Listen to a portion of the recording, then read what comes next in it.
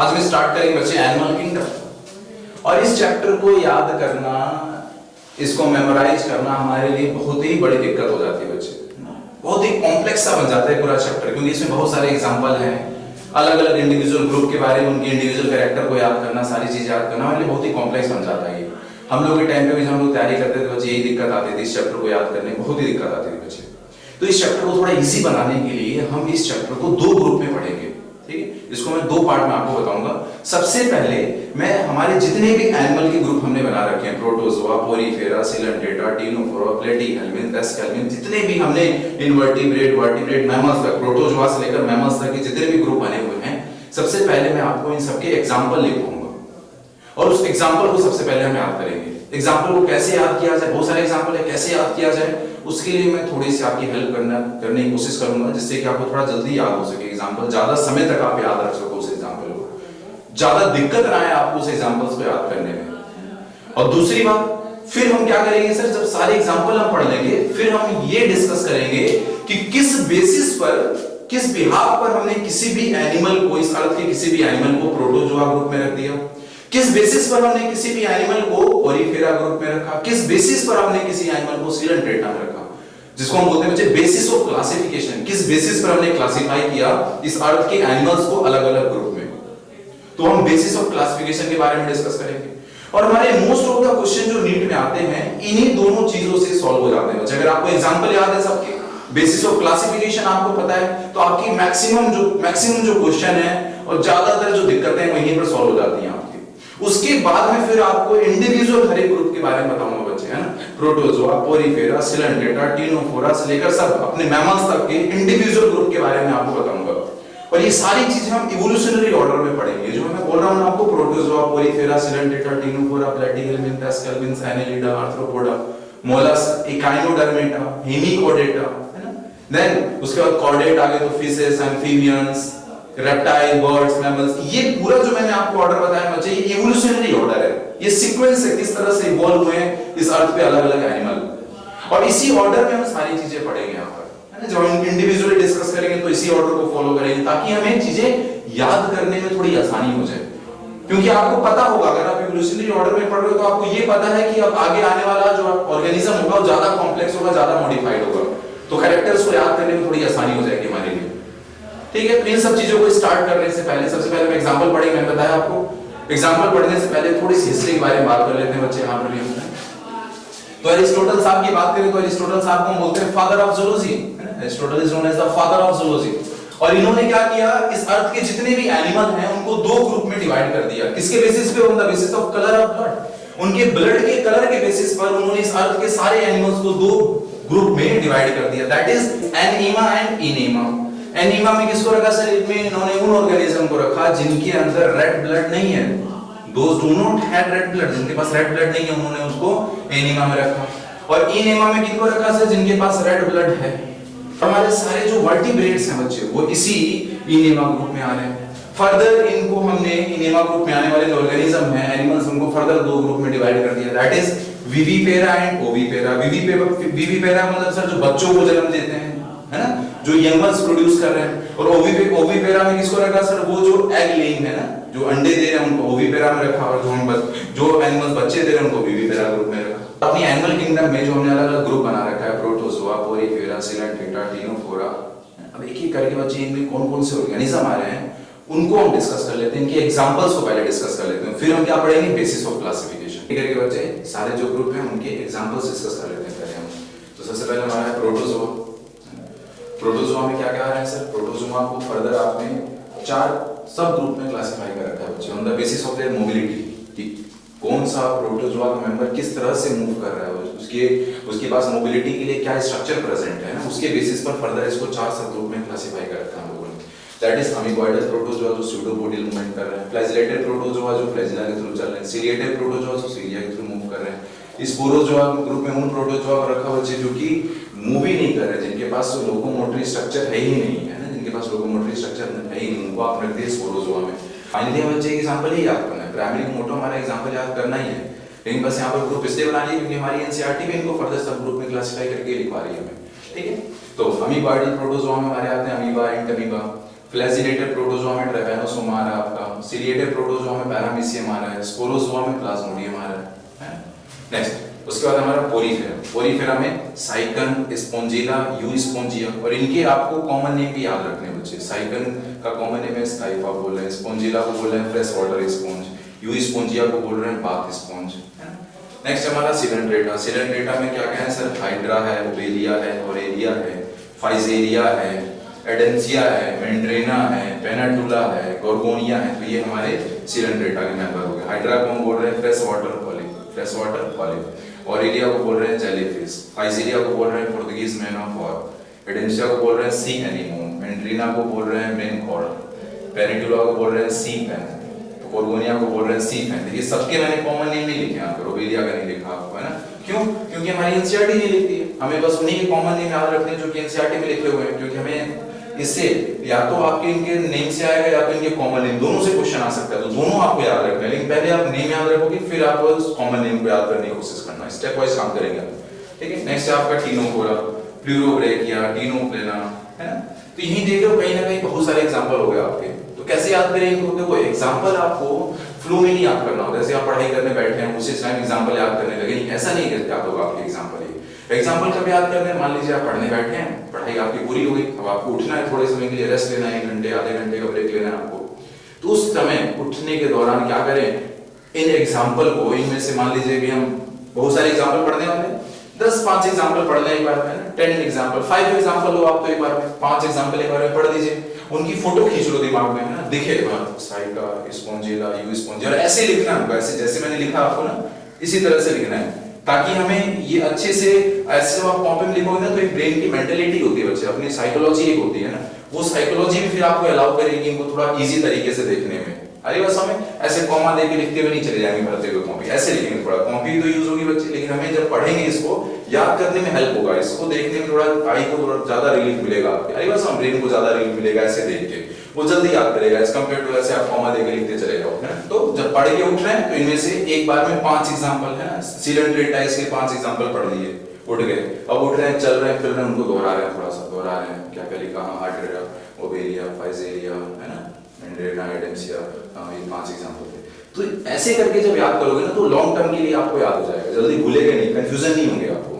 अब ये नहीं है पढ़ने बैठे उसी टाइम पे एग्जांपल रटे जा रहे, ऐसे एग्जांपल कभी नहीं याद रखना, कहीं भी आपको ऐसे एग्जांपल नहीं याद रखना है, चाहे वो हमारी केमिस्ट्री हो, चाहे फिजिक्स हो, चाहे बायोलॉजी हो, कहीं भी हमें ऐसे एग्जांपल नहीं याद रखना है कि पढ़ने बैठे हैं उसी फ्लो में एग्जांपल रट रहे बैठ के, नहीं। एग्जांपल आराम से 5-10 एग्जांपल पढ़ लेंगे, कहीं घूमने जा रहे हैं, टहलने जा रहे हैं, थोड़ा सा उठने जा रहे हैं, उस समय उठेंगे, चला रहा है दिमाग में, चल रहा है दिमाग में, धीरे धीरे करके इमेजिन कर रहे हैं उसमें ना, वो चीजें लॉन्ग टर्म के लिए याद हो जाएंगी आप। नेक्स्ट उसके बाद आता है हमारा प्लेटीहेल्मिन्थ। प्लेटीहेल्मिन्थ में कहते हैं प्लेनेरिया है, फेस्क्यूला है, टीनिया है, फेस्क्यूला को हम लीवर फ्लू बोल रहे हैं, टीनिया को टेप हम बोल रहे हैं, नहीं कॉमन नेम हो गए इनके। नेक्स्ट बच्चे हमारा एस्केलेंथिस है, एस्केलेंथिस हमारे एस्केरिस है, साइक्लोस्टोमा है, वोशेरिया है ना, एस्केरिस को हम बोल रहे हैं राउंड वर्म बोल रहे हैं, कॉमन नेम इनका, एंड साइक्लोस्टोमा को हम बोल रहे हैं हुक वर्म है इनका कॉमन नेम, वोशेरिया को हम बोल रहे हैं फाइलेरियल वर्म है ये।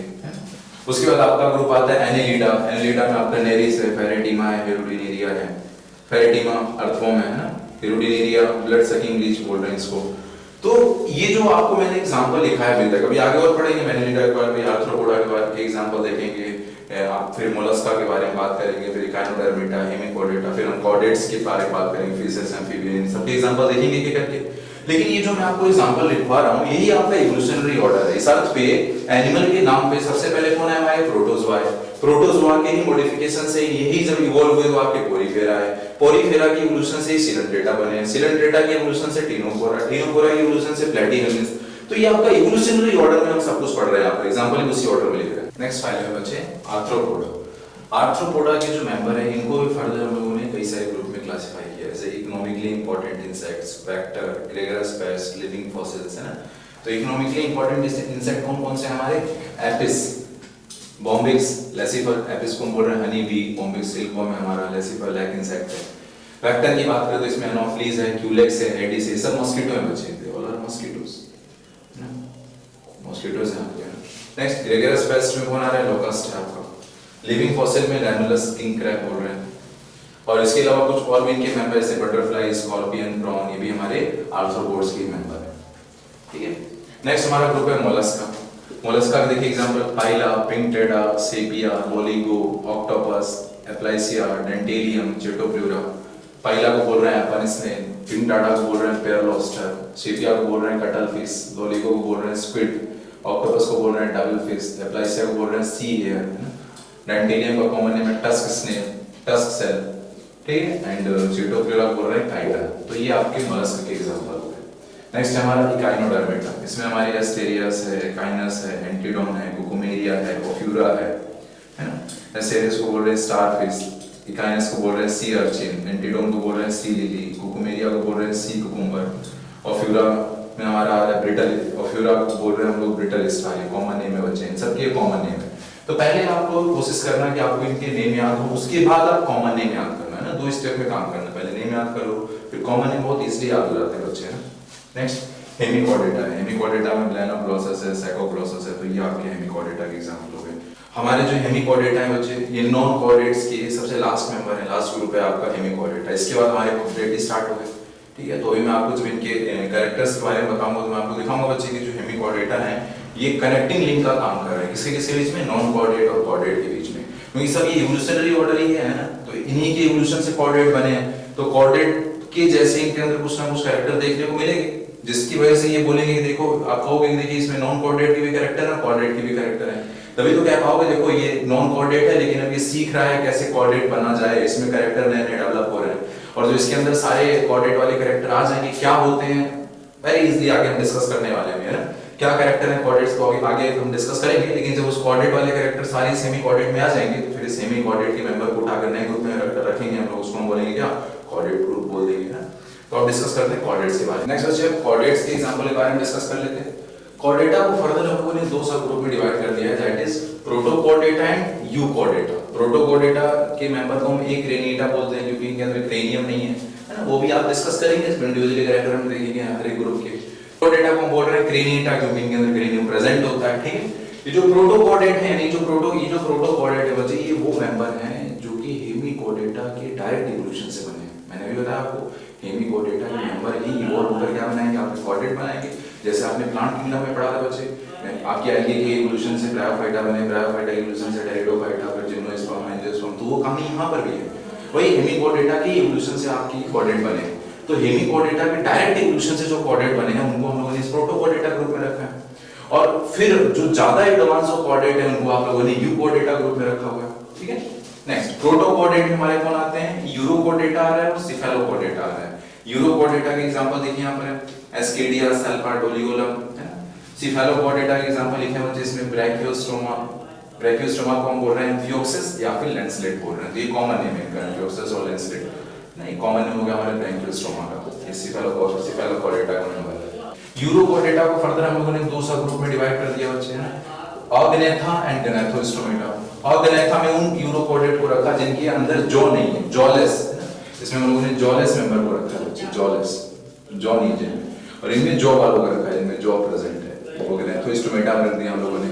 तो जॉलेस वाले में हमारे साइक्लोस्टोमेटा आ रहे हैं, कौन है, साइक्लोस्टोमेटा। साइक्लोस्टोमेटा के 2 एग्जांपल लिखे हैं, पेट्रोमाइजोन एंड मिक्सिन। पेट्रोमाइजोन का कॉमन नेम है लैम्प्रे, मिक्सिन को बोल रहे हैं हैगफिश। तो ये पेट्रोमाइजोन, मिक्सिन क्या है, ये लोग आपके साइक्लोस्टोमेटा के मेंबर हैं जो कि आपके यूकॉर्डेटा के मेंबर हैं ना बच्चे। नेक्स्ट ग्नैथोस्टोमेटा को फर्दर फिर 2 सब ग्रुप में डिवाइड कर दिया हमने, पिसेस एंड टेट्रापोडा। टेट्रापोडा मतलब कि वो आपके कॉर्डेट जिनके अंदर क्या है, लिम्स प्रेजेंट है ना। टेट्रापोडा मतलब sir they are wearing limbs, और ये पीसेस में किनको रख लें, इनमें फिन्स प्रेजेंट है, फिन्स है ना, तो ये फिन्स वाले हैं और ये लिम्स वाले हैं। पीसेस को फर्दर फिर 2 सब ग्रुप में क्लासिफाई कर दिए बच्चे, कॉन्ड्रिकथिस एंड ऑस्टिकथिस, ये इनके एंडोस्केलेटन के बेसिस पे। हमारे जो कॉन्ड्रिकथिस हैं ये कार्टिलेजिनस फिशेस होती हैं, दे आर कार्टिलेजिनस फिशेस, ठीक है। कैरेक्टर के बारे में तो सारे इंडिविजुअली आप बताएंगे, हम आगे डिस्कस करेंगे हम लोग, है ना। ऑस्टिकथिस में हमारी बोनी फिशेस आती हैं, they are bony fishes, bony endoskeleton वाली फिशेस हैं, बोनी फिशेस होती हैं। कॉन्ड्रिकथिस जो होती है बच्चे, ये जो फिशेस हैं दे आर एक्सक्लूसिवली मैराइन, केवल मैराइन कंडीशन में ही रह रहे हैं ना। क्या नाम है इनके, देखिए स्कोलिडोन है, प्रिस्टिस है, कारकैरिडोन है, ट्राइगन है ना, ये आपके एग्जांपल हो गए कॉन्ड्रिकथिस के। स्कोलिडोन के बारे में, स्कोलिडोन को क्या बोल रहे हैं सर, डॉग फिश बोल रहे हैं। प्रिस्टिस का कॉमन नेम है सॉ फिश। कारकैरिडोन को बोल रहे हैं सर ग्रेट व्हाइट शार्क, है ना। ट्राइगन जो है आपका इसको स्टिंगरे बोल रहे हैं, तो ये आपके एग्जांपल हो गए यहाँ पर। कार्टिलेजिनस फिशेस में एक और एग्जांपल लिख लीजिए बच्चे यहाँ पर, टॉर्पीडो। ठीक है, टॉर्पीडो बोल रहे हैं इलेक्ट्रिक रे, इलेक्ट्रिक रे। तो ये भूल जाते हैं हम लोग कि इलेक्ट्रिक रे ट्राइगन वाला था कि टॉर्पीडो वाला था। पीडो, पीडो मतलब पोटेंशियल डिफरेंस है, तो PD potential difference, potential difference मतलब इलेक्ट्रिसिटी वाला, तो टॉर्पीडो वाला ही इलेक्ट्रिक रे वाला है। तो इस तरह से कुछ अपने हिसाब से भी आप लोग कुछ अपने ट्रिक्स बनाकर इसको याद कीजिएगा ताकि आपको भूले ना चीजें, कंफ्यूजन ज्यादा ना हो यहाँ पर। ऑस्टिकटिस की बात करें तो यहाँ पर बोनी एंडोस्केलेटन वाली फिशेस आ रही हैं। इनको हम लोगों ने फर्दर क्लासिफाई कर रखा है सर, कौन सी मैराइन है, कौन सी फ्रेश वाटर में रह रही है, कौन सी एक्वेरियम में रहने वाली है ना। तो मैराइन में रहने वाली, मैराइन कंडीशन में रहने वाली आपकी कौन-कौन सी बोनी फिशेस हैं, दैट इज एक्सोसिटस एंड हिप्पोकैम्पस। एक्सोसिटस को हम बोल रहे हैं फ्लाइंग फिश, कॉमन नेम है इसका। हिप्पोकैम्पस का कॉमन नेम है sir sea horse. Fresh water में रहने वाले आपके लेबियो, कटला, क्लेरियस। लेबियो का कॉमन नेम रोहू हो गया, कटला कॉमन नेम सर कटला है सर, एंड क्लेरियस को बोल रहे हैं मंगूर। तो ये आपका कॉमन नेम हो गया। एक्वेरियम वाली फिशेस कौन सी है सर, तो बेटा है एंड पेट्रोफाइलम है। बेटा को बोल रहे हैं सर फाइटिंग फिश, पेट्रोफाइलम को बोल रहे हैं एंजल फिश। तो ये हमारे फिशेस के हम लोगों ने एग्जांपल देख लिए, ग्रुप्स देख लिए। अब टेट्रापोडा के बारे में बात करें। टेट्रापोडा में देख लेते हैं सर कौन-कौन से ऑर्गेनिज्म आ रहे हैं। इनमें हम लोगों ने एम्फीबिया, रेप्टिलिया, एप्स और मैमेलिया, है ना, इन सबको रखा है टेट्रापोडा में। They are organism, they are animal with limbs. Amphibia के एग्जांपल देख लेते हैं बच्चे, ब्यूफो, रैना, हाइला, सैलमेंडर, इक्थियोपिस, ये हमारे एम्फीबिया के एग्जांपल हैं। ब्यूफो क्या बोल रहे हैं, toad, rana frog, hyla tree frog, salamander is salamander, ichthyophis को बोल रहे हैं लिम्बलेस एम्फीबिया, है ना। तो ये हमारे एग्जांपल हो गए एम्फीबिया के। रेप्टिलिया की बात करें इसमें चिलोन है, टेस्टुडो है, कैमेलियन है, कैलोड्स हैं, क्रोकोडाइलस है, एलिगेटर है, हेमेडेक्टाइलस है। चिलोन को बोल रहे हैं टर्टल, टेस्टुडो को बोल रहे हैं tortoise, chameleon is tree lizard, calotes is garden lizard, crocodylus is और क्रोकोडाइल, एलिगेटर इज एलिगेटर है बच्चे। हेमेडेक्टाइलस का कॉमन नेम है बॉल लिजार्ड, है ना। तो ये हमारे रेप्टिलिया के एग्जांपल हो गए। और इसी में रेप्टिलिया में हमारे स्नेक भी आते हैं। तो यहाँ पर कुछ पॉइजनस स्नेक के नेम लिखे हुए हैं बच्चे, नाजा, मैंगेरस, वाइपेरा, है ना। कॉमन नेम देखिए यहाँ पर, नाजा को बोल रहे हैं कोबरा, मैंगेरस इज करैद, है ना, वाइपेरा इज वाइपर। तो ये हमारे स्नेक भी इसी में रेप्टिलिया के ही मेंबर है, आपके स्नेक भी वो में लिखिए।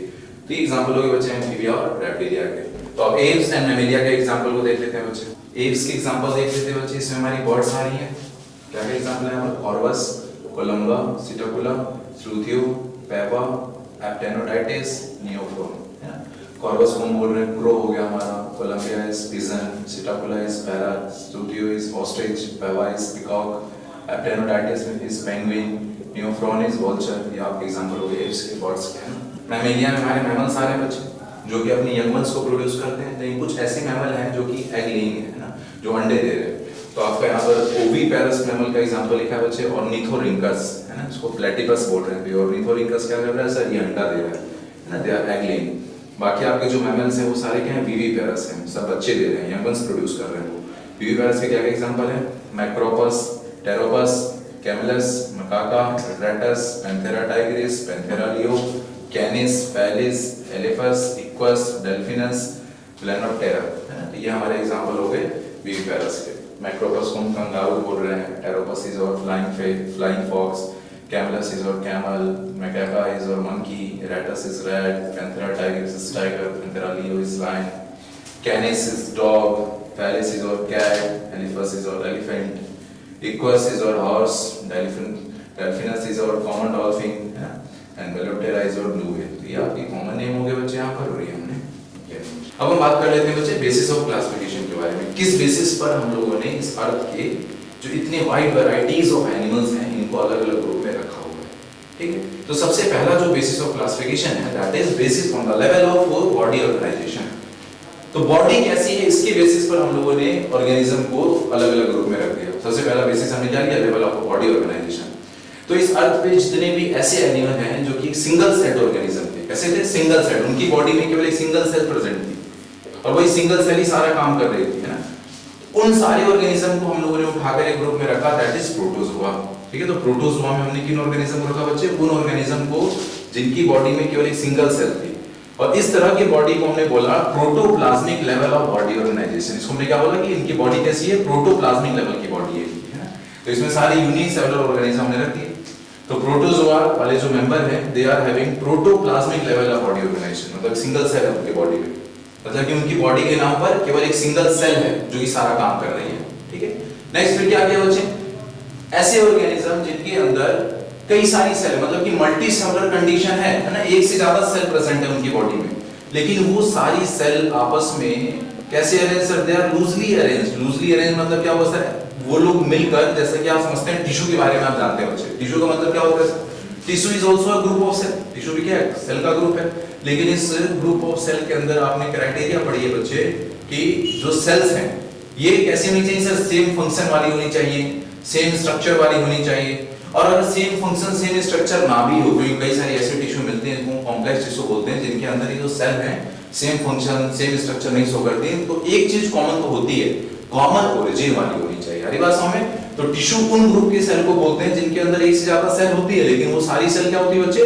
कॉमन ओरिजिन वाली होनी चाहिए। स्ट्रक्चर फंक्शन सेम है तो अच्छी बात है, मोस्टली सेम होता है, लेकिन उनका ओरिजिन सबका कॉमन होना चाहिए। लेकिन यहाँ पर कुछ ऐसे भी ऑर्गेनिज्म में एनिमल किंगडम मिलेंगे जिनकी बॉडी में क्या है सर? एक से ज्यादा सेल दिख रही है, मतलब कि मल्टी सेलुलर कंडीशन है बट, ठीक है, they are having the multi cellular condition, लेकिन ये जो एक से ज्यादा सेल है ये सब कॉमन ओरिजिन वाली सेल नहीं है, they are not having common origin, ठीक है, बस लूजली अरेंज्ड है एक दूसरे के साथ ना, loosely arranged, they are not having the common origin. और ये सब मिलकर कोई एक पर्टिकुलर काम भी नहीं कर रहे हैं, है ना, क्योंकि हमें पता है टिश्यू के अंदर क्या होती है, सब सारी सेल मिलकर एक पर्टिकुलर फंक्शन परफॉर्म कर रही होती है, लेकिन ये जो यहाँ की सेल है सब मिलकर कोई ऐसा कोई पर्टिकुलर फंक्शन परफॉर्म नहीं करते। तो यहाँ पर सिंपल इस तरह की जो बॉडी है उसको हम बोलते हैं cellular level of body organisation. इसको क्या बोलते हैं? Cellular level of body organisation. इनमें मल्टी सेलुलर कंडीशन है लेकिन सारी सेल मिलकर कोई पर्टिकुलर फंक्शन नहीं कर रही है, सारी सेल कॉमन ओरिजिन वाली नहीं है इस ग्रुप के अंदर, है ना। तो यहाँ पे ये मल्टी सेलुलर ऑर्गेनिज्म होगा and the cells are arranged as a loose aggregate, है ना। सेल कैसे अरेंज है? They are arranged as a loose aggregate, they are not performing any common function, ना तो वो कॉमन फंक्शन कोई परफॉर्म करें ना तो कॉमन ओरिजिन वाली है। तो ऐसे जो ऑर्गेनिज्म है उनको हम लोगों ने किसमें रखा होगा? पोरीफेरा में। तो पोरीफेरा वाले मेंबर कैसे हैं सर? इनकी बॉडी कैसी है? Their body is having cellular level of body organisation. और सेलुलर लेवल का मतलब क्या होता है वो हमने समझा यहाँ पर। नेक्स्ट है बच्चे tissue level of body organisation. Tissue level of body organisation मतलब क्या हुआ सर? अब क्या हुआ सर? इसमें उन ऑर्गेनिज्म को रखेंगे जिनके अंदर एक से ज्यादा सेल है बॉडी में और वो सारी सेल मिलकर क्या कर रही है सर? एक पर्टिकुलर फंक्शन को परफॉर्म कर रही है, पर्टिकुलर फंक्शन परफॉर्म कर रही है, सब मिलकर, है ना बच्चे, सब पर्टिकुलर फंक्शन परफॉर्म कर रही है। और इस ग्रुप में सारी की सारी जो सेल हैं वो कॉमन ओरिजिन वाली है। कैसी है सर? वो कॉमन ओरिजिन वाली है। तो ऐसे ग्रुप ऑफ सेल को हम बोलते हैं टिश्यू, जिसके अंदर क्या हो सर? एक से ज्यादा सेल हो और सारी सेल कॉमन ओरिजिन वाली है and mostly common function perform कर रही है सारी सेल, है। तो ऐसे कौन से ऑर्गेनिज्म बच्चे जिनके अंदर में टिश्यू लेवल देखने को मिलेगा? वो हमारे सीलेंट्रेटा, टिनोफोरा है। तो कहीं ना कहीं यहाँ पे वो थोड़ा फोकस करो। यहाँ पर क्या देखा हमने? यहाँ पर देखिए आपकी जो प्रोटोजोआ है, प्रोटोजोआ के बारे में मैंने आपको बताया कि सबसे प्रिमिटिव एनिमल यही है आपके प्रोटोजोआ, तो वो सिंगल सेल है। अब ये और इवॉल्व हुए पोरीफेरा मल्टीसेलुलर कंडीशन आ गई और इनके इवॉल्व जो है सीलेंट्रेटा, टिनोफोरा जो कि फर्दर और इनकी इवोल्यूशन से बने तो उनके अंदर एक और सिस्टम बनता चला जा रहा है, टिश्यू बन गया सर, देख रहे हैं। तो ये सब कहीं ना कहीं इवोल्यूशन को शो कर रहा है, इवोल्यूशनरी सीक्वेंस में सारी चीजें यहाँ पर हो रही है ना। नेक्स्ट इसमें क्या टिश्यू लेवल में क्या होगा sir? Cell are performing same function and of common origin, है ना, and they are arranged together. जो भी सेल अरेंज्ड है cells they are performing same function and of common origin and that cells are arranged together। ऐसी sales को हम लोगों ने एक साथ अरेंज किया हुआ है ना। ऐसा आपको सीलेंट्रेटा, टिनोफोरा में देखने को मिलेगा। फिर क्या हुआ सर? और आगे चले जब सीलेंट्रेटा, टिनोफोरा को जब प्लेटीहेल्मिन्थ्स की बारी है, देखो सब इवोल्यूशनरी ऑर्डर है, प्रोटोजोआ, फिर पोरीफेरा, फिर सीलेंट्रेटा है, फिर टिनोफोरा है, फिर प्लेटीहेल्मिन्थ्स। तो प्लेटीहेल्मिन्थ्स में और भी आपको मॉडिफिकेशन और भी ज्यादा चेंजेस देखने को मिलेंगे। तो इनमें क्या हुआ सर? अब ये जो टिश्यू है, ये कई सारे टिश्यू मिलकर क्या कर रहे हैं? कई सारे टिश्यू मिलकर एक पर्टिकुलर ऑर्गन बना रहे हैं, कई सारे टिश्यू मिलकर एक ऑर्गन बना रहे हैं। मतलब कि अब कई सारे टिश्यू भी आपस में मिलकर एक कॉमन फंक्शन कर रहे हैं ना। टिश्यू, कई सारे टिश्यू मिलकर क्या कर रहे हैं सर? एक कॉमन फंक्शन कराने के लिए रेस्पॉन्सिबल है यहाँ पर। और ऐसे टिश्यू के ग्रुप से क्या बन गया सर? अब ऑर्गन बन चुका है। जैसे कि अगर हम अपने हार्ट की बात करें, ठीक है, ह्यूमन से रिलेटेड हम देखें, हमने एनिमल टिश्यू पढ़ा, एनिमल टिश्यू हमने 4 तरह के टिश्यू पढ़ी, epithelial tissue, connective tissue, muscular tissue, nervous tissue. तो ह्यूमन की अगर बात करें, ह्यूमन के हार्ट की अगर हम बात करें, तो ह्यूमन के हार्ट के अंदर हार्ट एक ऑर्गन है हमारा और इस ऑर्गन के अंदर सारे टिश्यू है, चारों तरफ टिश्यू है और वो सब मिलकर एक कॉमन फंक्शन कर रही है। क्या चीज सर? ब्लड को पंप करना। ये कॉमन फंक्शन क्या होगा? ब्लड को पंप करना, है। और ये अलग अलग टिश्यू से मिलकर बनाया है। क्या क्या इसमें? हमारी हार्ट की जो वॉल की जब बात करेंगे, हार्ट की जब वॉल देखेंगे आप, तो आपकी जो एपिकार्डियम है वो किसकी बनी है सर? वो बनी है हमारी सिंपल स्क्वेमस एपिथेलियम, मतलब कि एपिथेलियल टिश्यू की बनी है। जब ठीक है, और अगर हम देखें सर फाइबर्स प्रेजेंट है सर हमारे हार्ट के अंदर, क्या सर? फाइबर्स प्रेजेंट है हमारे जो कॉर्डा, टेंडनी, ये सारी चीजें फाइबर्स टिश्यू हो गई, सारी कनेक्टिव टिश्यू हमारी फाइबर्स है सर, कोलेजन कोड है। ब्लड की बात करें कनेक्टिव टिश्यू है सर, हमारे बॉडी में सब नर्व सप्लाई है, नर्व सप्लाई ऐसे नोड को अगर स्टिमुलेट करें, सब बताया मैंने आपको, उसको अगर स्टिमुलेट कर रहे हैं तो नर्व सप्लाई भी यहाँ पर हार्ट के अंदर है, तो वो क्या होगा समझ, नर्वस टिश्यू हो गया। तो हमारे हार्ट के अंदर देखिए सारी तरह के टिश्यू है, चारों तरह के टिश्यू आपकी एपिथेलियल टिश्यू है ना, connective tissue, muscular tissue, nervous tissue, चारों तरह के टिश्यू मिलकर एक ऑर्गन बना रही है। तो ये होता है बच्चे, इसको हम बोलते हैं ऐसे ऑर्गेनिज्म जिनके अंदर ये ऑर्गन बने, मतलब कि टिश्यू मिलकर एक पर्टिकुलर फंक्शन परफॉर्म करे कई सारे, जिससे कि ऑर्गन बन रहा है। तो ऐसा हमें कहां देखने को मिला, वो आपको सबसे पहले प्लेटीहेल्मिन्थ्स के अंदर देखने को मिला। तो प्लेटीहेल्मिन्थ्स की बॉडी कैसी है sir, their body is organ level of body organisation के अंदर देखने को मिलेगा। और कहीं ना कहीं देख लो ये इवोल्यूशनरी ऑर्डर है, सही बिल्कुल बात सर, टिश्यू बना था, टिश्यू भी मिलकर और कॉम्प्लेक्स स्ट्रक्चर बना रहे ऑर्गन, तो हमें प्लेटीहेल्मिन्थ्स मिल रहा है।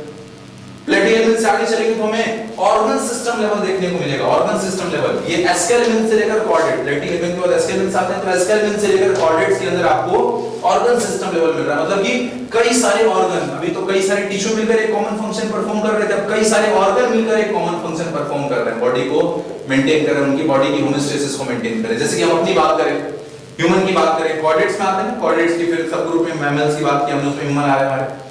तो हमारे ह्यूमंस के अंदर देखते हैं आप ऑर्गन सिस्टम मिल रहा है। ऑर्गन सिस्टम कैसे सर, हमारा हार्ट है, किडनी है, लीवर है, हमारा डाइजेस्टिव सिस्टम है, ये सब मिलकर क्या कर रहे हैं सर, बॉडी को मेंटेन करा रहे हैं हमारे। तो अलग-अलग ऑर्गन मिलकर क्या कर रहे हैं सर, एक कॉमन फंक्शन परफॉर्म कर रहे हैं, बॉडी की होमोस्टेसिस को मेंटेन कर रहे हैं, हमारी बॉडी को मेंटेन कर रहे हैं, हमारी लाइफ को मेंटेन कर रहे हैं।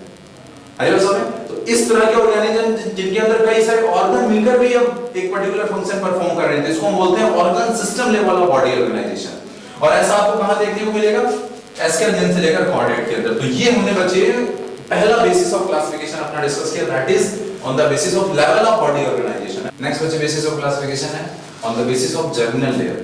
तो ऐसे ऑर्गेनिज्म जिनकी बॉडी में केवल दो ही जर्मिनल लेयर है, एक्टोडर्म और एंडोडर्म, उनको हम बोलते हैं डिप्लोब्लास्टिक एनिमल है वहां पे। और ऐसे ऑर्गेनिज्म जिनके अंदर आपको तीनों जर्म लेयर मिलेगी, एक्टोडर्म, मेसोडर्म, एंडोडर्म, तीनों दिख रही है, उनको हम बोल रहे हैं डिप्लोब्लास्टिक। ये जो डिप्लोब्लास्टिक, इनकी बॉडी कैसे ऑर्गेनाइज्ड है, ये देखिए बच्चे, ये डिप्लोब्लास्टिक वाले ऑर्गेनिज्म है जिनके अंदर क्या मिल रही है सर, ये एक्टोडर्म है और एंडोडर्म है, और एक्टोडर्म और एंडोडर्म के बीच में ये अनडिफरेंशिएटेड एक लेयर दिख रही है जिसको हम बोल रहे हैं मेसोग्लिया। इनमें मेसोडर्म एब्सेंट है।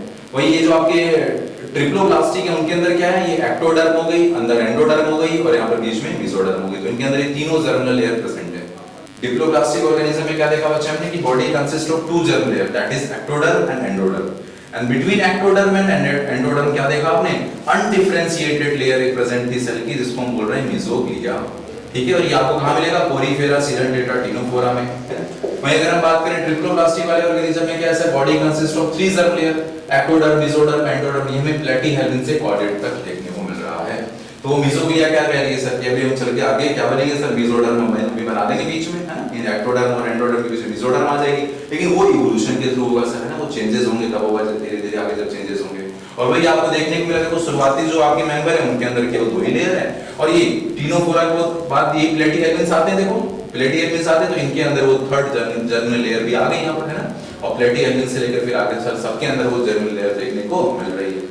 नेक्स्ट हमारा बेसिस ऑफ क्लासिफिकेशन है, that is on the basis of presence of coelom. Coelom क्या होता है बच्चे, ये देखिए, ये गट हो गया और ये बॉडी वॉल हो गई, है ना। बॉडी वॉल और गट के बीच का जो स्पेस होता है इसको हम बोलते हैं बॉडी कैविटी, इसको हम बोलते हैं बॉडी कैविटी। और अगर ये बॉडी कैविटी अगर ये मेसोडर्म से लाइन हो, ठीक है, तो ये बॉडी कैविटी जो है it is lined by mesoderm, तो फिर इसे हम बोल देंगे सीलोम। तो बच्चे बॉडी कैविटी का मतलब समझ में आया, सीलोम का मतलब समझ में आया सर। अगर body cavity is lined by mesoderm तो उसको हम बोल रहे हैं सीलोम। अब इसके बेसिस पर क्लासिफाई कर दिया हमने ऑर्गेनिज्म को तीन ग्रुप में, एसीलोमेट, स्यूडोसीलोमेट एंड सीलोमेट। एसीलोमेट क्या है सर, ये वो ऑर्गेनिज्म है जिनमें बॉडी कैविटी प्रेजेंट नहीं है, मतलब कि गट और बॉडी वॉल के बीच में स्पेस ही प्रेजेंट नहीं है। ये देखिए, ये हमारे एसीलोमेट ऑर्गेनिज्म है, ये इनकी गट हो गई सर और ये बॉडी वॉल हो गया, इसके बीच में कोई स्पेस प्रेजेंट ही नहीं है ना, तो ऐसे ऑर्गेनिज्म को हम बोलते हैं एसीलोमेट, ठीक, गट और बॉडी वॉल के बीच में कोई स्पेस प्रेजेंट नहीं है। नेक्स्ट हमारे स्यूडोसीलोमेट। स्यूडोसीलोमेट में क्या, देखो ये गट और ये बॉडी वॉल, इसके बीच में ये स्पेस प्रेजेंट है, स्पेस प्रेजेंट है, लेकिन इस स्पेस में मेसोडर्मल लाइनिंग कंटीन्यूअस नहीं है, बल्कि मेसोडर्मल लाइनिंग पाउचेस की फॉर्म में प्रेजेंट है। देखो ये मेसोडर्मल लाइनिंग जो है वो पाउचेस की फॉर्म में प्रेजेंट है। तो ऐसे ऑर्गेनिज्म को हम बोलते हैं स्यूडोसीलोमेट। स्यूडोसीलोमेट में क्या होगा सर, गट और बॉडी वॉल के बीच में स्पेस प्रेजेंट होगा, इसको हम बॉडी कैविटी बोलेंगे, लेकिन उस बॉडी कैविटी के अंदर मेसोडर्मल लाइनिंग जो है वो पाउचेस की फॉर्म में है, ठीक है। नेक्स्ट है हमारे सिलोमेट। सिलोमेट में क्या है सर, ये देखिए गट हो गया, गट और बॉडी वॉल के बीच में जगह भी है, स्पेस प्रेजेंट है, बॉडी कैविटी, उस बॉडी कैविटी पे देखो ये मेसोडर्मल लाइनिंग दिखा रखी है चारों तरफ से, देखो ये मेसोडर्मल लाइनिंग दिखा रखी है ना। ऐसे जो ऑर्गेनिज्म इनको हम बोलते हैं सिलोमेट, ठीक है, कि गट इनकी जो बॉडी कैविटी है it is lined by mesoderm all around mesodermal lining है बॉडी कैविटी। इस सिलोमेट में कौन आ रहे हैं हमारे प्लैटीहेल्मिन्थ्स हैं। Pseudocoelomet की जब बात करेंगे तो इनमें क्या देखा हमने बताया बच्चे कि body cavity is present, they have body cavity but not lined by mesoderm. वो मेसोडर्म की लाइनिंग कैसी है सर, तो they have mesodermal pouches in the body cavity, ठीक है, मेसोडर्मल पाउचेस की फॉर्म में। एग्जांपल देखिए एस्केल्मिंथ हो गया आपका इसमें। नेक्स्ट है आपका सिलोमेट्स। सिलोमेट क्या होता है sir, they have body cavity and that is lined by mesodermal layer, इनकी बॉडी कैविटी और वो मेसोडर्मल लेयर से लाइन भी है। आपके एनिलिडा से लेकर कॉर्डेट तक के जो ऑर्गेनिज्म है इनके अंदर आपको सिलोमेट पूरी ये मेसोडर्मल लाइनिंग देखने को मिलेगी बॉडी में। अब ये सिलोमेट भी बच्चे दो तरह से होते हैं, साइजोसिलोमेट एंड एंटेरोसिलोमेट। साइजोसिलोमेट्स की जो बॉडी कैविटी है कैसी है सर, देखिए आप साइजोसिलोमेट में क्या मिलेगा आपको, ये देखिए ये गट हो गया है ना, ये मान लो आप मेसोडर्मल लाइनिंग मान लो इसको, देखो मेसोडर्मल लाइनिंग हो गई हमारी, अंदर इसके एंडोडर्मल लाइनिंग हो गई है, एक्टोडर्मल लाइनिंग हो गई, ठीक। इनकी जो ये इनका जो सिलोम है बच्चे, देखो ये सिलोम बनाते हैं ये सिलोम कैसे बना है, ये सिलोम बना है जो बीच की मेसोडर्मल लेयर इसकी स्प्लिटिंग से बना है, it is formed by the splitting of the mesodermal layer, ठीक है। देखो मेसोडर्मल लाइनिंग दोनों साइड प्रेजेंट है और इस मेसोडर्मल लेयर की स्प्लिटिंग से बना है, स्प्लिटिंग से बना है, तो इसको हम बोल रहे हैं, ऐसे ऑर्गेनिज्म को बोल रहे हैं साइजोसिलोमेट। तो coelom is formed by the splitting of mesoderm. ऐसा कहां मिलेगा आपको, एनेलिडा, आर्थ्रोपोडा, मोलस्का, है ना, ये वो ऑर्गेनिज्म है जिनके अंदर अभी भी सिलोम बना है। तो कैसे बना है सर, ये स्प्लिटिंग से बन गया है, ठीक है, तो इनको बोल रहे हैं साइजोसिलोमेट। और एंटेरोसिलोमेट में क्या होता है, एंटेरोसिलोमेट में प्रॉपर्ली क्या हो रहा है, coelom is formed by the fusion of gut pouches during the embryonic stage, मतलब कि गट पाउचेस जो मेसोडर्मल पाउचेस उनके फ्यूजन से बन रहा है। इनके अंदर वजह से सिलोम बने ना, प्रॉपर जो मेसोडर्मल पाउचेस थे, मेसोडर्मल पाउचेस के प्रॉपर यहां से फ्यूजन हो गया है, देखिए ना, ये मेसोडर्मल पाउचेस इनके फ्यूजन से बना है, ठीक है। तो ऐसे ऑर्गेनिज्म को हम बोल रहे हैं कि दे आर एंटेरोसिलोमेट, दे आर एंटेरोसिलोमेट, ये पूरी बॉडी इनको हम बोल रहे हैं एंटेरोसिलोमेट। हमारे इकाइनोडर्म से लेकर कॉर्डेट तक तो है दे आर एंटेरोसिलोमेट, ठीक है। नेक्स्ट हमारा बेसिस ऑफ क्लासिफिकेशन है, that is on the basis of symmetry of the body, उनकी बॉडी की सिमेट्री कैसी है। तो इस बेसिस पर हम लोगों ने तीन ग्रुप बनाए, asymmetry, radial symmetry and bilateral symmetry. Asymmetry of body किसे बोलते हैं सर, ऐसे ऑर्गेनिज्म जिनकी बॉडी को आप दो आइडेंटिकल हाफ में डिवाइड नहीं कर सकते, ऐसी कोई लाइन नहीं है जिसको आप उनकी बॉडी के सेंट्रल एक्सिस से पास करो, सेंट्रल एक्सिस से पास करो, सेंट्रल एक्सिस से पास करो और वो उनकी बॉडी को टू आइडेंटिकल हाफ में डिवाइड कर दे, टू आइडेंटिकल हाफ में डिवाइड कर दे, ऐसा नहीं हो सकता। मतलब कि इन ऑर्गेनिज्म की बॉडी को दो आइडेंटिकल हाफ में हम डिवाइड नहीं कर सकते। तो ऐसे ऑर्गेनिज्म की बॉडी को बोलते हैं कि their body is asymmetrical body, है ना। तो any plane through the centre does not divide body into equal halves. और हमारे जो पॉलीफेरा है, पॉलीफेरा के मेंबर जो हैं इनकी बॉडी को आप दो इक्वल हाफ्स में डिवाइड नहीं कर सकते। नेक्स्ट है बच्चे रेडियल सिमेट्री। तो रेडियल सिमेट्री किसकी बॉडी को बोल रहे हैं सर, ये वो ऑर्गेनिज्म हैं जिनकी बॉडी को आप कई सारे प्लेन के थ्रू दो इक्वल हाफ में डिवाइड कर सकते हैं। मतलब आप इनकी बॉडी से कोई भी प्लेन पास करो, है ना, कोई भी प्लेन इनके सेंटर से पास कीजिए, आप कोई भी प्लेन इनके सेंटर से पास करो, कोई भी प्लेन इनके सेंटर से पास करो, वो इनकी बॉडी को दो इक्वल हाफ्स में डिवाइड कर देगा। तो ऐसे जो ऑर्गेनिज्म है इनको हम बोलते हैं रेडियल सिमेट्रिकल एनिमल, ठीक है। तो any plane passing through the centre of the body, any plane passing through the centre of the body क्या कर सकता है, इनकी बॉडी को टू आइडेंटिकल हाफ्स में डिवाइड कर सकता है। तो इसमें कौन कौन है आपके, सिलेंटेटा, टिनोफोरा, इकाइनोडर्म। और इकाइनोडर्म से केवल एडल्ट, इकाइनोडर्म की अगर लार्वा की बात करें तो उनकी सिमेट्री कुछ अलग ही है। ऐसे बच्चे बायलेटरल सिमेट्री। तो बायलेटरल सिमेट्री कैसी बॉडी को बोल रहे हैं बच्चे, ये वो वॉट एनिमल हैं जिनकी बॉडी को हम दो इक्वल हाफ में केवल किसी एक ही प्लेन से डिवाइड कर सकते हैं, ठीक है। केवल कोई एक ही प्लेन आपके पास होगा जिसको आप पास करोगे सेंटर से, तो उनकी बॉडी दो इक्वल हाफ्स में डिवाइड हो जाएगी। आप कई सारे प्लेन सेंटर से पास करके इक्वल हाफ्स बॉडी के नहीं बना सकते, केवल किसी एक ही प्लेन से आप दो इक्वल हाफ्स, दो आइडेंटिकल हाफ्स बना सकते हैं बॉडी के। तो ऐसे एनिमल की बॉडी को हम बोल रहे हैं bilateral symmetrical animal. Only one plane can divide body in identical half, केवल एक ही किसी प्लेन से आप बॉडी को दो आइडेंटिकल हाफ में डिवाइड कर सकते हैं। ये आपके प्लैटीहेल्मिन्थ से लेकर कॉर्डेट तक के जो मेंबर हैं उनके अंदर आपको ये देखने को मिलेगा। इसके बीच में किसको छोड़ दिया जाए, इन काइनोडर्म को छोड़ दिया जाए तो आपके प्लेटिहेल्मिन से कॉर्डेट के जितने मेंबर है उनके अंदर हमें ये बायलैटरल सिमेट्री देखने को मिलती है। और ये जो लार्वा है, इकाइनोडर्म्स का जो लार्वा है उसके अंदर भी ये बायलैटरल सिमेट्री देखने को मिलेगी। और एडल्ट इकाइनोडर्म की जब बात करेंगे तो उनके अंदर बोलेंगे सर रेडियल सिमेट्री है। अब देखो मैंने डायग्राम एक ही जैसा सबका बना दिया, लेकिन आपने समझ लिया होगा ना, मैंने समझाने की कोशिश की यहाँ पर, ठीक है, मैंने सब में गोला ही बना दिया, लेकिन आपने समझ लिया होगा सर कि इस सिमेट्री का मतलब क्या है, रेडियल सिमेट्री का मतलब क्या है, बायलैटरल सिमेट्री का मतलब क्या है। नेक्स्ट बच्चे on the basis of notochord. Notochord क्या होता है, तो वो नोटोकॉर्ड बच्चे मेसोडर्मली डिराइव्ड स्ट्रक्चर है and it is a rod like structure present on the dorsal side of the body. कब प्रेजेंट है, during the embryonic development of the animals. Animals की जब एम्ब्रियोनिक डेवलपमेंट चल रही है तो उस दौरान ये बॉडी के डॉर्सल सरफेस पे प्रेजेंट रॉड लाइक स्ट्रक्चर है जो कि मेसोडर्मली डिराइव्ड है, इसको बोल रहे हैं नोटोकॉर्ड। तो नोटोकॉर्ड प्रेजेंट है या नहीं है एनिमल्स के अंदर, इसके बेसिस पर हम लोगों ने दो ग्रुप बना दिए हैं, that is non chordates and chordates. Non chordates में कौन आ रहे हैं आपके, पोरीफेरस से लेकर हेमिकॉर्डेटा तक के जो मेंबर हैं दे आर नॉन कॉर्डेट्स। और हमारे कॉर्डेट्स में सर अभी हमने देखा एग्जांपल जो कॉर्डेट वाला से ग्रुप भी बनाया था हमने कॉर्डेटा, और ये जो हेमिकॉर्डेट है बच्चे इसको हम बोलते हैं it is the connecting link between the non chordate and chordate, क्योंकि इसके अंदर दोनों जैसे कैरेक्टर देखने को मिल रहे हैं। नेक्स्ट हमारा बेसिस ऑफ क्लासिफिकेशन है that is on the basis of segmentation. तो हमारे एनिमल किंगडम में केवल ये तीन ही मेंबर है बच्चे, आर्थ्रोपोड्स, एनालिड्स, कॉर्डेट्स, जिनकी बॉडी जो है सेगमेंटेड होती है। इनके बॉडी में आपको ट्रू सेगमेंट्स देखने को मिलेंगे। आप कॉकरोच पढ़ोगे, कॉकरोच की बॉडी को आप बोलोगे divided into head, thorax, abdomen, अरे बस तो क्लियर कट सेगमेंटेशन देखने को मिल रहा है बॉडी में। तो केवल हमारे पूरी एनिमल किंगडम में इन्हीं तीनों मेंबर के अंदर ट्रू सेगमेंटेशन देखने को मिल रहा है। उसमें भी अगर हम बात करें हमारे जो आर्थ्रोपोड्स हैं इनकी बॉडी में केवल एक्सटर्नल सेगमेंटेशन मिल रहा है, ठीक है, केवल एक्सटर्नली इनकी बॉडी सेगमेंटेड है सेगमेंट्स के अंदर, एक्सटर्नल सेगमेंटेशन इसको बोल रहे हैं। हम बात करें कॉर्डेट्स के अंदर बच्चे इंटरनल सेगमेंटेशन देखने को मिल रहा है, इंटरनल सेगमेंटेशन देखने को मिल रहा है।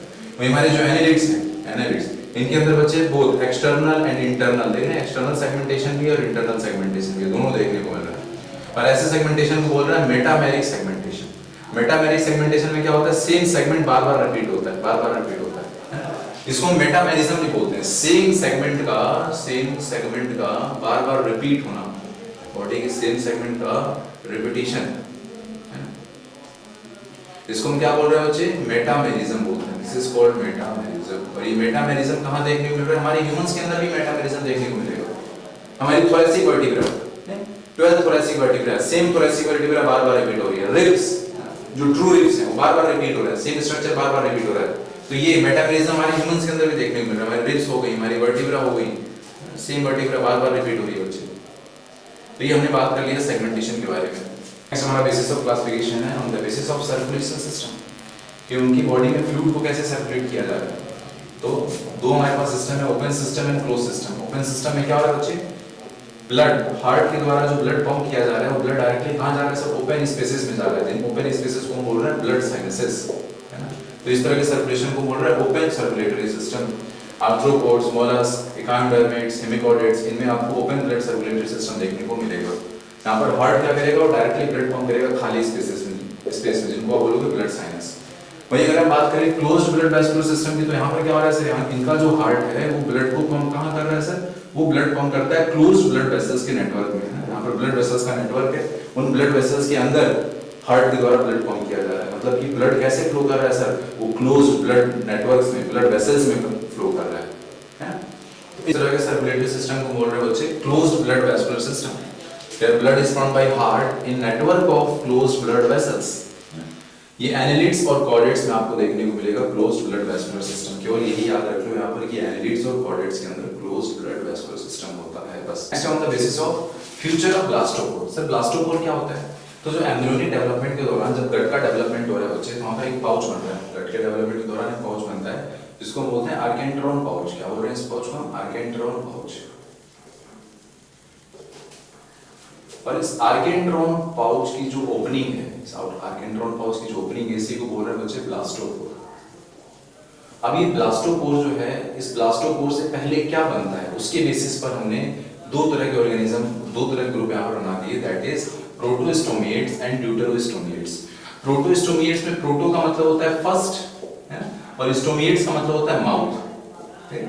अगर ये ब्लास्टोपोर सबसे पहले क्या बना दे, माउथ बना दे, तो उस ऑर्गेनिज्म को बोलेंगे हम कि they are protostomiates. The mouth is form first. वही अगर हम बात करें ड्यूटेरोस्टोमिड्स, ड्यूटेरो का मतलब होता है after, deutero means after, stomates means mouth, जिनमें माउथ बाद में बन रहा है, मतलब कि ब्लास्टोपोर किसमें डेवलप कर जा रहा है, ब्लास्टोपोर पहले एनस बना रहा है, तो इनमें एनस इज फॉर्म फर्स्ट, ठीक है। तो आपके प्रोटोस्टोमिड्स कौन से हैं, आपके प्लैटीहेल्मिन्थ से लेकर मोलस्क तक हमारे जो मेंबर हैं दे आर प्रोटोस्टोमिड्स। ड्यूटेरोस्टोमिड्स की बात करेंगे तो इकाइनोडर्मेट्स, हेमिकोडेट्स, कोडेट्स, ये सब हमारे क्या हैं, दे आर ड्यूटेरोस्टोमिड्स। ऐसा हमारा बेसिस ऑफ क्लासिफिकेशन है, that is on the basis of digestive tract. तो दो तरह के डाइजेस्टिव ट्रैक्ट आपको देखने को मिलेंगे पूरी एनिमल किंगडम में, that is incomplete digestive tract and complete digestive tract. Incomplete digestive tract इनको बोल रहे हैं बच्चे, ये वो ऑर्गेनिज्म है जिनके अंदर केवल सिंगल ओपनिंग पाई जा रही है, केवल सिंगल ओपनिंग है, यहीं से ये लोग इंजेक्शन भी यहीं से हो रहा है, इजेक्शन भी यहीं से हो रहा है, यहीं से खा भी रहे हैं, यहीं से लोग निकाल भी रहे हैं। हमारी बात समझ, वैसे ऑर्गेनिज्म को बोलते हैं कि they have incomplete digestive tract. और इस तरह की जो बॉडी है इसको बोलते हैं ब्लाइंड सैक बॉडी प्लान। देख रहे हैं, ब्लाइंड सैक बॉडी प्लान, केवल एक ही ओपनिंग है यहाँ पर, तो इसको बोलते हैं ब्लाइंड सैक बॉडी प्लान, ठीक है। या आपको सिलेंड्रेटा, टीनोफोरा, प्लैटीहेल्मिन्थ्स में देखने को मिलेगा बच्चे, blind sac body plan and incomplete digestive system वाला जो। वहीं अगर हम बात करें कंप्लीट डाइजेस्टिव सिस्टम किससे बोल रहे हैं सर, जहां पर जिन ऑर्गेनिज्म के अंदर दो सेपरेट ओपनिंग होती है बच्चे, माउथ अलग है, एनल ओपनिंग अलग है, तो एक माउथ की ओपनिंग होगी, दूसरी एनस ओपनिंग होगी। ऐसा जो डाइजेस्टिव सिस्टम है इसको हम बोल रहे हैं कि it is a complete digestive system. और ऐसे ऑर्गेनिज्म जिनके अंदर कंप्लीट डाइजेस्टिव सिस्टम पाया जा रहा है, ऐसे ऑर्गेनिज्म की बॉडी को बोल रहे हैं हम tube with in tube body plan, tube with in tube, ठीक है, tube with in tube body plan बोला जा रहा है। और ये हम बच्चे एस्केलमेंट से लेकर कॉर्डेट तक देखने को मिलेगा complete digestive system, tube with in tube body plan. हमने डाइजेस्टिव सिस्टम के बेसिस पे क्लासिफिकेशन की बात की, अब डाइजेशन के बेसिस पे देख लेते बच्चे कैसे हमने क्लासिफाई कर रखा है। तो यहाँ पर हमने फिर दो ग्रुप बनाए, इंट्रासेलुलर एंड एक्स्ट्रासेलुलर। ऐसे ऑर्गेनिज्म जिनके अंदर डाइजेशन सेल के अंदर हो रहा है, डाइजेशन सेल के अंदर हो रहा है, मतलब कि जो खाना ये लोग खा रहे हैं डायरेक्टली इनके सेल के अंदर जा रहा है, और सेल के अंदर ही डाइजेस्टिव एंजाइम सीक्रेट किए जा रहे हैं, और सेल के अंदर ही उस कॉम्प्लेक्स फूड मटेरियल को सिंपल फॉर्म में कन्वर्ट किया जा रहा है। तो ऐसे जो ऑर्गेनिज्म है इनको बोल रहे हैं कि they are showing intracellular digestion, ये हमें प्रोटोजोआ, पोरीफेरा के अंदर देखने को मिलेगा। एक्स्ट्रा सेलुलर डाइजेशन वाले कौन है, तो इनके अंदर क्या हो रहा है सर, इनके अंदर ये जो सेल्स हैं, इनकी जो सेल्स हैं वो एंजाइम सीक्रेट कर रही हैं ट्रैक के अंदर, इनके डाइजेस्टिव एलिमेंट्री कैनाल के अंदर ये सारे एंजाइम सीक्रेट किए जा रहे हैं, और इसी एलिमेंट्री कैनाल के अंदर ही फूड को डाइजेस्ट किया जा रहा है, मतलब इस कैनाल के अंदर इसे कॉम्प्लेक्स से सिंपल एब्जॉर्बेबल फॉर्म में कन्वर्ट किया जा रहा है, सिंपल एब्जॉर्बेबल फॉर्म में कन्वर्ट किया जा रहा है, और फिर ये सेल इसे एब्जॉर्ब कर ले रही है। तो इस तरह का जो डाइजेशन इसे हम बोल रहे हैं एक्स्ट्रा सेलुलर डाइजेशन। ये हमें प्लैटीहेल्मिन्थ से कॉर्डेट्स के अंदर यही देखने को मिलेगा, एक्स्ट्रा सेलुलर डाइजेशन। वहीं हम बात करें अपने सिलेंड्रेटा, टीनोफोरा, देखिए protozoa, porifera, then coelenterata, ctenophora, then platyhelminthes, है ना, तो ये इवोल्यूशनरी ऑर्डर है आपका। इन सिलेंड्रेटा, टीनोफोरा के अंदर हमें दोनों तरह का डाइजेशन देखने को मिलेगा, both extra cellular and intracellular, क्योंकि लोग बच्चे सीख रहे हैं दोनों तरह का डाइजेशन करने के लिए, इंट्रासेलुलर और एक्स्ट्रासेलुलर दोनों तरह का डाइजेशन करने के लिए सीख रहे हैं, इसीलिए इनके अंदर दोनों मिल रहा है ना, they have both extra and intracellular digestion. Next है बच्चे basis of classification, that is cephalization. Cephalization का मतलब क्या होता है, it is appearance of head और हेड लाइक स्ट्रक्चर, हेड या फिर हेड लाइक स्ट्रक्चर का अपीयरेंस, इसको बोलते हैं सेफलाइजेशन। और जिन ऑर्गेनिज्म के अंदर ये सेफलाइजेशन होता है, जिनके अंदर हेड या फिर हेड लाइक स्ट्रक्चर दिखता है बच्चे, उनके अंदर most of the nervous system उसी हेड के अंदर ही प्रेजेंट होते होंगे, ठीक है। तो एनिमल्स में सेफलाइजेशन है, more concentration of nervous system in this region. कौन कौन से ऐसे एनिमल है जिनके अंदर सेफलाइजेशन मिलेगा, तो सबसे पहले सेफलाइजेशन हमारी एनिमल किंगडम में प्लैटीहेल्मिन्थ्स के अंदर मिला हमें, ठीक है। और कौन से जिनके अंदर ये सेफलाइजेशन मिलेगा बच्चे, आर्थ्रोपोड्स, मोलस्क, कॉर्डेट्स, एनिलिड्स, इनके अंदर हमें सेफलाइजेशन देखने को मिलेगा। सेफलाइजेशन एब्सेंट कहां पर है, तो protozoa, porifera, coelenterata, ctenophora, aschelminthes, echinoderms, hemichordates, इनके अंदर भी ये सेफलाइजेशन देखने को नहीं मिलेगा। तो यहाँ पर बच्चे हमने बेसिस ऑफ क्लासिफिकेशन के बारे में डिस्कस कर लिया, हमने एग्जांपल्स के बारे में डिस्कस कर लिया। अब हम यहाँ पर इसके बेसिस पर, बेसिस ऑफ क्लासिफिकेशन और एग्जांपल के बेसिस पर किस तरह से हम क्वेश्चन सॉल्व कर सकते हैं, जो सबसे बेस्ट क्वेश्चन जो निकल के आते हैं, सबसे ट्रिकी क्वेश्चन जो है वो इन्हीं दोनों के बेसिस पे सॉल्व हो जाते हैं बच्चे आपके। फिर हम इंडिविजुअली एक एक ग्रुप के बारे में डिस्कस करेंगे। अभी तक जो हमने पढ़ा बच्चे, एग्जांपल पढ़े हमने, बेसिस ऑफ क्लासिफिकेशन पढ़ा। अब ये दो क्वेश्चन कर लेते हैं, इन दोनों क्वेश्चन से अभी तक की पढ़ाई को कैसे यूज करना है वो हमें समझ में आ जाएगा। तो देखिए ये जो क्वेश्चन है आपका, in which animal notochord is absent and anus is found before mouth, ठीक है। नोटोकॉर्ड एब्सेंट है मतलब कि नॉन कॉर्डेट्स होना चाहिए वो, ठीक है, नॉन कॉर्डेट होना चाहिए। दूसरी बात, anus found before mouth, anus पहले बन रहा है, मतलब कि ड्यूटेरोस्टोम्स वाली कंडीशन है ना, ड्यूटेरोस्टोम की बात कर रहे हैं। चलिए, तो इसमें आपको टिक करना है कौन सा वो एनिमल है। फ्रॉग, फ्रॉग कैसा होता है sir? It is chordate, frog is chordate, तो ये नहीं होगा सर। नेक्स्ट स्टारफिश, स्टारफिश में सर इकाइनोडर्म में होते हैं, ठीक है, वेरी गुड, इकाइनोडर्म का मेंबर है। इकाइनोडर्म कैसे होते हैं सर? नॉन कॉर्डेट है, सही बात है सर, नॉन कॉर्डेट है। और ड्यूटेरोस्टोम्स होते हैं क्या? बिल्कुल सही बात है सर, ड्यूटेरोस्टोम्स भी होते हैं, हमारे जो इकाइनोडर्म्स हैं वो ड्यूटेरोस्टोम्स भी होते हैं, तो ये हमारा हो सकता है, ठीक है। नेक्स्ट और देखें आर्थ्रोम क्या है? आर्थ्रोम सर एनेलिडा, एनेलिडा के बारे में बात करें तो क्या होते हैं सर? एनेलिडा नॉन कॉर्डेट है, सही है सर, लेकिन सर एनेलिड्स के अंदर प्रोटोस्टोम्स कंडीशन देखने को मिलती है, ड्यूटेरोस्टोम्स नहीं होते, वो प्रोटोस्टोम्स होते हैं, है ना, तो ये नहीं हो सकता। कॉकरोच की बात करें नॉन कॉर्डेट है, सही है सर, लेकिन वही फिर से क्या आ जाएगा? वो प्रोटोस्टोम्स हो जाएगा, ठीक है। तो ये स्टारफिश हमारा यहाँ पर आंसर हो जाएगा, जो कि दोनों कंडीशन को फॉलो कर रहा है, नॉन कॉर्डेट्स भी है और ड्यूटेरोस्टोम्स भी है। एक और क्वेश्चन कर लेते हैं बच्चे इसी तरीके से, देखा यहाँ पर which of the animal is true coelomate, सही बात है, प्रोटोस्टोम्स एंड अनसेगमेंटेड, तो ट्रू सिलोमेट होना चाहिए। ट्रू सिलोमेट वाली कंडीशन कहां से स्टार्ट होती है? आपकी एनेलिडा से लेकर, एनेलिडा से कॉर्डेट तक सब क्या है आपके? ट्रू सिलोमेट है। प्रोटोस्टोम्स हो और उसके साथ साथ अनसेगमेंटेड हो। देखिए यहाँ पर एग्जांपल फ्रॉग, फ्रॉग तो कैसा है सर? फ्रॉग हो सकता है क्या? नहीं सर, फ्रॉग ड्यूटेरोस्टोम्स होते हैं, फ्रॉग कॉर्डेट में आ रहा है, कॉर्डेट ड्यूटेरोस्टोम्स होते हैं, हमें प्रोटोस्टोम्स होना चाहिए, सब कुछ मैच करा देखो। ट्रू सिलोमेट होता है फ्रॉग, सही है, लेकिन तब भी हम नहीं ला रहे उसको, क्यों? क्योंकि वो प्रोटोस्टोम नहीं होता बल्कि ड्यूटेरोस्टोम्स है। बॉडी सेगमेंटेड, बॉडी इसकी सेगमेंटेड होती है क्योंकि कॉर्डेट का तो अनसेगमेंटेड भी नहीं है ना, तो इस तरीके से आपको बच्चे एक्सक्लूड करने हैं ऑप्शन। नेक्स्ट ऑक्टोपस, ऑक्टोपस आपका मोलस्क का मेंबर है।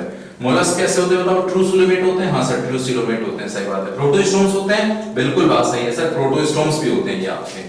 अनसेगमेंटेड, हाँ सर, सेगमेंटेड बॉडी तो केवल 3 की थी, एनेलिडा, आर्थ्रोपोडा, कॉर्डेटा, तो अनसेगमेंटेड भी है, तो ये हो सकता है आपका सेकंड, है ना। नेक्स्ट और देखते हैं स्टारफिश, स्टारफिश ट्रू सिलोमेट वाली कंडीशन है, हाँ सर ये भी ट्रू सिलोमेट है, लेकिन ये ड्यूटेरोस्टोम्स होते हैं। स्टारफिश कैसे हैं? ड्यूटेरोस्टोम्स होते हैं। अनसेगमेंटेड ये सही है, लेकिन ये वाली दिक्कत हो गई सर, ड्यूटेरोस्टोम्स होते हैं ना, यहाँ पर प्रोटोस्टोम्स पूछा, तो स्टारफिश नहीं हो सकता आपका। नेक्स्ट कॉकरोच की बात कर लेते हैं। कॉकरोच किसमें आ रहा है सर? ये आर्थ्रोपोडा का मेंबर है सर, ये आर्थ्रोपोडा का मेंबर है हमारा। आर्थ्रोपोड बताओ ट्रू सिलोमेट होते हैं, हाँ सर ट्रू सिलोमेट है, सही बात है। नेक्स्ट प्रोटोस्टोम्स, हाँ सर प्रोटोस्टोम्स भी सही है सर, लेकिन इनकी बॉडी कैसी है सर? आर्थ्रोपोडा की बॉडी सेगमेंटेड होती है, यहाँ पर अनसेगमेंटेड पूछा हुआ है, तो ये कॉकरोच नहीं हो सकता, ठीक है। तो इस तरीके से बच्चे आपको क्वेश्चन सॉल्व करने हैं, और ऐसे आप कई सारे क्वेश्चन आपके हर साल पूछे जाते हैं, और सबसे ट्रिकी जो क्वेश्चन है ऐसे बनते हैं आपके एनिमल किंगडम से, वो हम अभी तक की जो नॉलेज है ना केवल इतने से सॉल्व कर सकते हैं, बेसिस ऑफ क्लासिफिकेशन एंड अपना एग्जांपल।